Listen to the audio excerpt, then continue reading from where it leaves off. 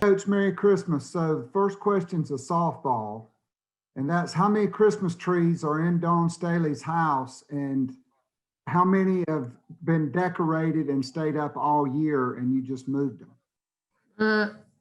Uh, I went with a more modern Christmas decorations. I have about 15 Christmas trees that are lightly decorated or as is. Um, and they look pretty cool. Plain but cool. And I just bought them this year. I don't know how long they'll stay up because the other ones are more festive. Greg, and then we'll go to Dick Cox. Hey Don, Merry Christmas. Merry Christmas. Looking at Temple, they were a team that kind of gave you a little bit of fight last year. What do you see from this year's team, and what do you anticipate with this game? I think they're pretty much the same in that they're scrappy. They're going to pack it in on us. They're as of right now, they're not hanging their hats on shooting 3-point shots. They are attacking the paint. It's going to a great amount of points in the paint. We only have 2 games to go on. They got a little bit of personnel change, but I think they're just going to go at us and make us shoot from the outside, defend them, defend the paint points, and just crowd our space inside. Brad, and then we'll go to Keith. Hey, Coach. Your team looked more like you against Iowa State. They looked more like the team we're accustomed to seeing. What more do you want to see moving forward in the next game? It seemed like there was a big improvement from NC State to Iowa State. What do you want to continue to see moving forward? I mean, there are some glaring things that we definitely have to continue to work on. One is we have to continue to work on playing while being, the physicality at an all-time high level. So I think people will do that. We have to continue to share the ball and take good shots. I think shot selection is a thing that could really cause us some problems as we get closer to the SEC season, and we have to value that. And having a core group of younger players, I don't quite think they understand the value in moving the ball and taking good shots, because we don't have the the senior leadership like we have in Ty and Kiki, who they didn't hold their tongue about anything. And I think it was really cool to have that dynamic. But now it's like, you're looking at another sophomore, or you're looking at another junior that hasn't been in that situation where they say, hey, fall back. That's not the shot that we need at this time. Let's work this ball around, and if it comes back to you, get yourself ready to take a rhythm shot. Greg, and then we'll go to Mitch. Don, speaking of seniors, how is Lily doing, and what's her status for the game? Lily's back. Lily's back. Lily's been back she's been back all week. She should be ready to rock and roll and play her normal minutes. So it's good to have, everybody back in the fold. Mitch, go ahead, and then we'll go to Keith. It was obviously an unusual season. Was asking Zaya, as a competitor, 10 days off in non-conference schedules usually doesn't happen. Is it better to have the break right now, or did you guys been kind of anxious to kind of get back out there again and play some games? I mean, I think obviously it's always good to play every few days, 3 or 4 days, but the schedule set up as is, and I think it was good for us. We had 2 coaches on furlough last week, so it was just Fred and I thought we moved the needle, just getting back to some basic things, effort, taking good shots, ball movement, working on some defensive schemes that we may need, and also just really packing it in and giving our post players just some things that will allow them to operate in the space that defense is giving them, what very little space the defense is giving them. And and hopefully we can activate some of that against Temple, because I do have a feeling that they're going to play us very similarly to how they played us last year. And they sat 5 feet there, 5 pairs of feet in the paint, and we had some issues with that. Keith, go ahead. Hey, Coach. So obviously COVID is not going away anytime soon. A lot of the men's coaches have been talking about, pausing. There have been a lot of games canceled, even at South Carolina. And I mean, I realize women are much smarter than men, but what do you think needs to happen for you guys to be able to get in an SEC season? Do you think the idea of, bubbles and little round robin weeks or weekends where you get 3 or 4 games in and then you test and go to the next bubble, kind of like in South Dakota, where there's good testing and players feel safe? Is that something you guys are discussing, or is that an option for conference play? Well, Keith, I will tell you this, that I know we see a lot of cancellations throughout the season, but in both men's and women's basketball, 76 of the games have been played. 76% of the games have been played.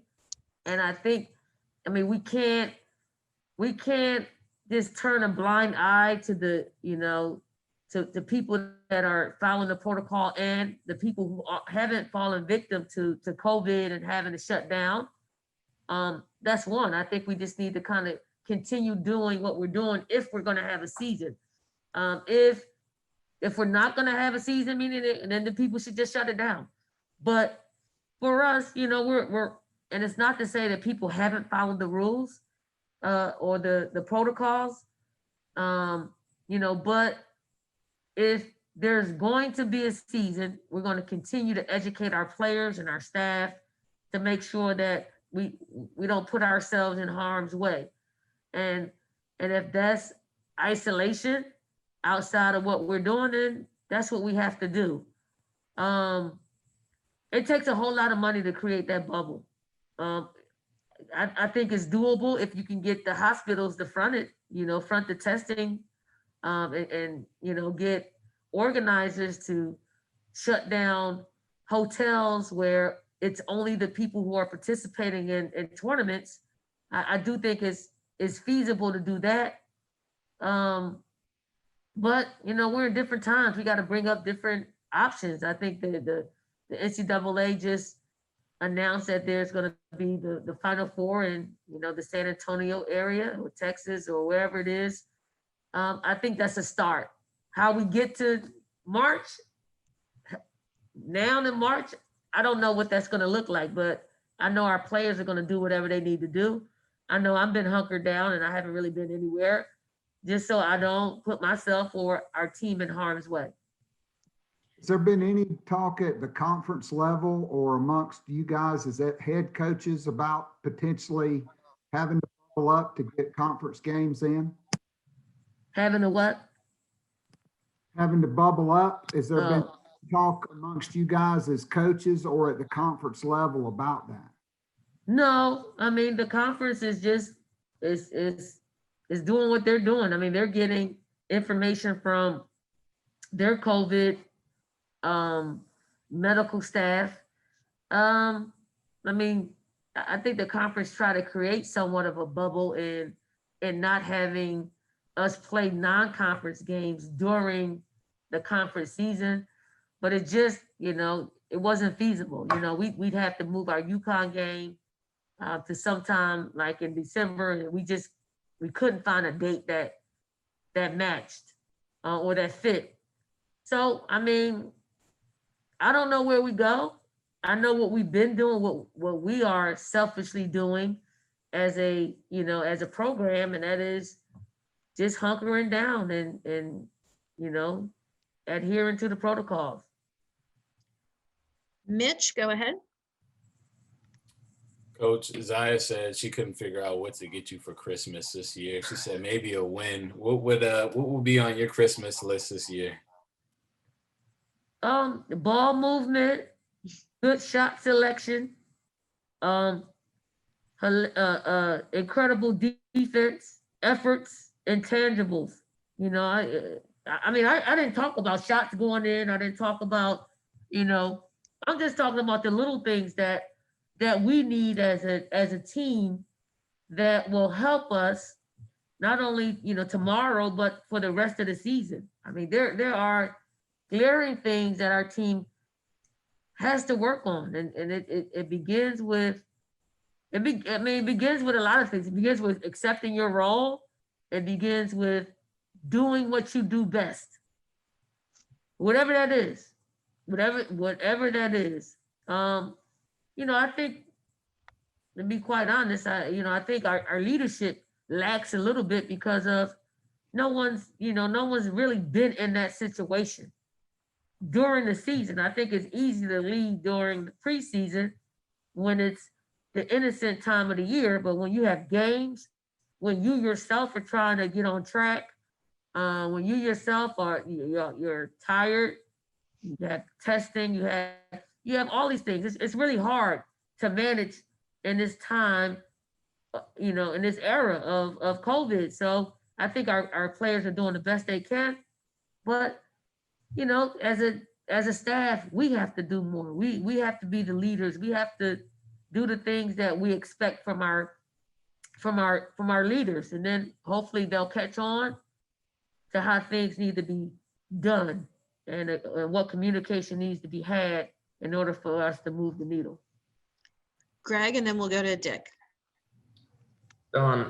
Zaya also mentioned going home for Christmas, and I was just kind of curious how tough a decision that was for you to kind of allow that, given that we've been talking about hunkering down and all that, but these players haven't been home in so long and probably really want to see their families.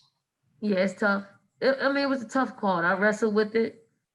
But then, I just feel like the things that we've done here, meaning hunker down, are the same things that they have to do at home. And they said they would do that. Some players are staying here because they just don't want to put themselves in harm's way. So we have to figure out what we're going to do with them. But I'd want to be home with my family during this time. And they've been here since July, and that's a lot. It's a long, long time. So I mean, the decision is made for them to go home. Only thing we can do is kind of hope and pray that they stay out of harm's way and they come back to us in a place where we can continue doing what we're doing. If not, we'll pivot and we'll play whatever players that we have to play with. Dick, and then we'll go to Keith. Hi, Dawn. Two quick questions. First one, how hard was it after playing so well in your last game to have to take time off for exams? And then number two, what is your favorite Christmas memory? I think it was great. We needed practice time. We played a lot of games in a short period of time. So, and we lost one, which you tend to it stays with you. It's residual feelings of loss and how we lost, and you're coaching them up from that emotion that you had. So I think it was good. It was good for us to get back and just bear down and defend, and talk about some of the things that are important to us and to them, and working through some things, because did we have the rebound game of Iowa State? It doesn't mask what took place at NC State, because it could very well happen again. So we needed to practice for it to stick. So I enjoyed that. My memories, this time of the year was always my mother's favorite time of the year. So it was just kind of being in the house, and she's cooking and she doesn't really want anybody in the kitchen with her. And she just wanted to make everybody happy. From cooking, she'd spend her last to give us, presents to open up, on Christmas morning. So I just remember, I just love the purity and the innocence of that. Keith, we'll close it out with you.